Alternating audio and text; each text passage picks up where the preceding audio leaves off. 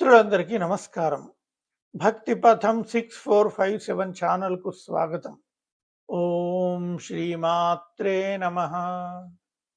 ఓం శ్రీ వారాహిదేవ్యై నమః.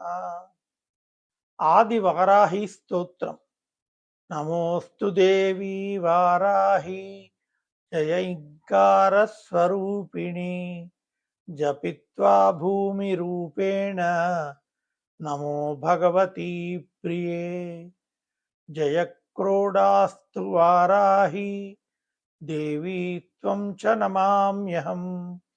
జయ వారాహి విశ్వేశీ ముఖ్యవారాహి తే నమః.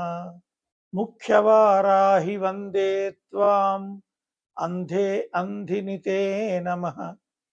సర్వదుష్టప్రదుష్టానాం వాక్స్తంభనకరీ నమః. నమస్తంభిని స్తంభే త్వాం జృంభే జృంభిణి తే నమః. రుంధే రుంధిని వందే త్వాం నమో దేవీ తు మోహిని. స్వభక్తానాం హి సర్వేషాం సర్వకామప్రదే నమః. బాహ్వోః స్తంభకరీ వందే త్వాం జిహ్వా స్తంభకారిణీ. స్తంభనం కురు శత్రూణాం కురు మే శత్రునాశనం. శీఘ్రం పశ్యం చ కురుతే యోగ్నౌ వాచాత్మికే నమః. చతుష్టయరూపే త్వాం శరణం సర్వదా భజే. ఓమాత్మకే ఫడ్రూపేణ జయ అద్యాననే శివే. దేహి మే సకలాన్ కామాన్ వారాహి జగదీశ్వరి.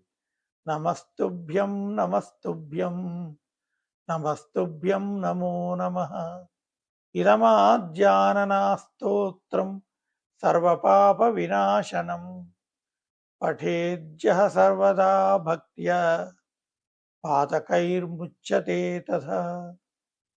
లభంతే శత్రవో నాశం దుఃఖరోగాపమృత్యవః. మహదాయుష్యమాప్నోతి అలక్ష్మీర్నాశమాప్నుయాత్. ఓం శ్రీమాత్రే నమః. ఓం తత్సత్. సర్వే జనాః సుఖినో భవంతు.